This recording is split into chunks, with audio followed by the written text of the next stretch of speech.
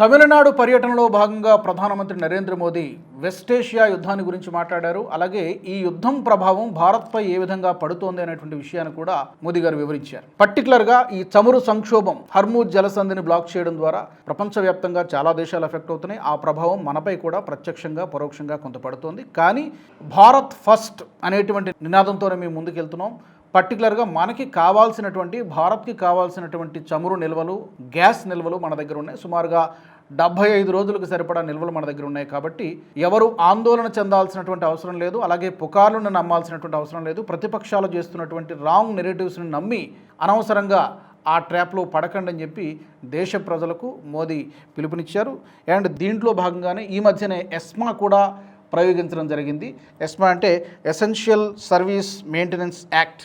జనరల్గా అత్యవసర పరిస్థితుల్లో ఇలాంటి కీలకమైనటువంటి, ఇప్పుడు చమురు లేకపోతే మొత్తం దేశం మొత్తం స్తంభించిపోతుంది. కాబట్టి ఇలాంటి సందర్భాలలో కృత్రిమ కొరతను సృష్టించేటువంటి ప్రయత్నం జరుగుతుంది. కాబట్టి అలాంటి అవకాశం లేకుండా ఈ ఎస్మాని కూడా ప్రయోగించడం, కేంద్రం ఎస్మాని కూడా అమలు చేస్తున్నట్టుగా కేంద్రం ప్రకటించింది. సో భారత పౌరుల ప్రయోజనాల్ని కాపాడడంలో మేము వెనక్కి తగ్గము. భారత్ ఫస్ట్ అనే నినాదంతోనే మేము ముందుకెళ్తున్నాం.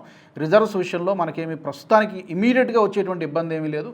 కొన్ని నగరాల్లో తాత్కాలికంగా ఇబ్బంది జరుగుతుంది. పర్టికులర్గా ముంబై కానీ లేకపోతే బెంగళూరు కానీ వీటిపై కూడా పరిస్థితిని సమీక్షిస్తున్నాం. త్వరలోనే వాటిని కూడా సార్ట్అవుట్ చేస్తామని చెప్పి ప్రధాని మోదీ దేశ ప్రజలకు పిలుపునిచ్చారు. పర్టికులర్గా ప్రతిపక్షాలు చేస్తున్నటువంటి నెరేటివ్స్ని బ్లైండ్గా నమ్మకండి అని చెప్పి ప్రజలకు ఆయన పిలుపునిచ్చారు.